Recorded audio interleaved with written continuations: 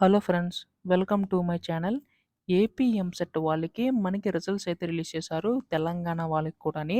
అయితే ఇప్పుడు చూసుకున్నట్లయితే కౌన్సెలింగ్‌కి ఎటువంటి డాక్యుమెంట్స్ క్యారీ చేయాలి అని చెప్పేసి చాలా మందికైతే డౌట్ ఉంది. సో, నేను ఈ వీడియోలోని ఏ డాక్యుమెంట్స్ క్యారీ చేయాలి, ఎన్ని జిరాక్స్ క్యారీ చేయాలి, ఇలా ప్రతీదీ కూడా మీకైతే క్లియర్‌గా ఎక్స్‌ప్లెయిన్ చేస్తాను. ఈ వీడియోని ఎండ్ వరకు చూడండి. అస్సలు మిస్ అవ్వద్దు. ఏ ఒక్క డాక్యుమెంట్ మిస్ అయినా గానీ కౌన్సెలింగ్ చాలా ఇబ్బందవుతుంది. అప్పటికప్పుడు అప్లై చేసుకోవాలనుకున్నా కానీ చాలా ఇబ్బందవుతుంది ఫ్రెండ్స్. సో, ఖచ్చితంగా వీడియో అయితే చూడండి. చాలా ఇన్ఫర్మేటివ్ అవుతుంది. ఇంక లేట్ చేయకుండా వీడియోలోకైతే వెళ్ళిపోదాం.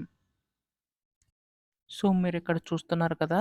So, documents required for EAMCET 2024 అని చెప్పేసి ఉంది. సో, 2025 కూడా మాక్సిమం ఈ డాక్యుమెంట్స్ అయితే ఉంటాయి. అయితే వీటితో పాటు ఇక్కడ చూడండి, ఒరిజినల్‌తో పాటు 2 సెట్ ఆఫ్ ఫోటో కాపీస్ అయితే ఉండాలి ఫ్రెండ్స్. సో, అవి కూడా మెన్షన్ చేసుకోండి.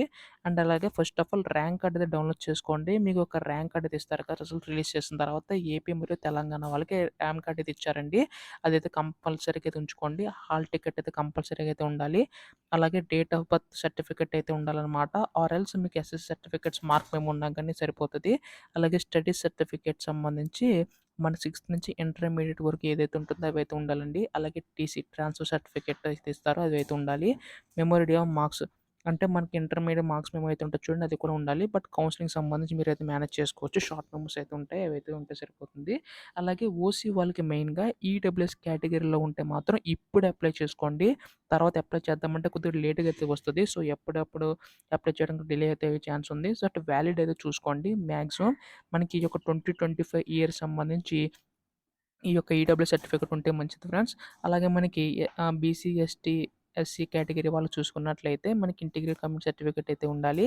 అలాగే మనకి రెసిడెన్సీ సర్టిఫికేట్ అయితే ఉంటుంది. సో, నాన్ లోకల్ సంబంధించి గాను అవైతే ఉంటే సరిపోతుంది. అలాగే మనకి రేషన్ కార్డ్ గాని ఇన్‌కమ్ సర్టిఫికేట్ గాని ఉండాలి. ఎందుకంటే మనకి ఫీజ్ రీయింబర్స్‌మెంట్ రావడానికైతే ఇది చాలా యూజ్ అవుతుంది. సో, ఖచ్చితంగా ఇన్‌కమ్ సర్టిఫికేట్ గాని, వైట్ రేషన్ కార్డ్ గాని ఉండాలి. ఎందుకంటే మనకిక్కడ ఈ యొక్క ఫీజ్ రీయింబర్స్‌మెంట్ సంబంధించి గాను ఈ యొక్క ఇన్‌కమ్ సర్టిఫికేట్ ద్వారానే మనకైతే అప్లై చేసుకోవడం గాని, మన యొక్క బ్యాంక్ అకౌంట్‌లో పడడం గాని మనకి జరుగుతుంది.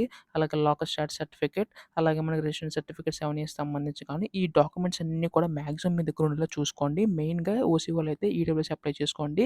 మాక్సిమం అన్ని క్యాస్ట్ సంబంధించి గాను ఈ యొక్క ఇన్‌కమ్ సర్టిఫికేట్ అయితే మెయింటైన్ చేయండి. అలాగే వైట్ రేషన్ కార్డ్ ఉన్నా నో ప్రాబ్లమ్. బట్ ఏంటంటే ఫీజ్ రీయింబర్స్‌మెంట్ కోసం ఇన్‌కమ్ సర్టిఫికేట్ ఉంటే కొంచెం బెటర్ అనమాట.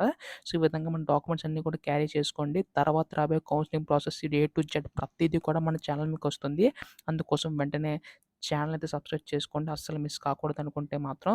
Thanks for watching guys. By by now.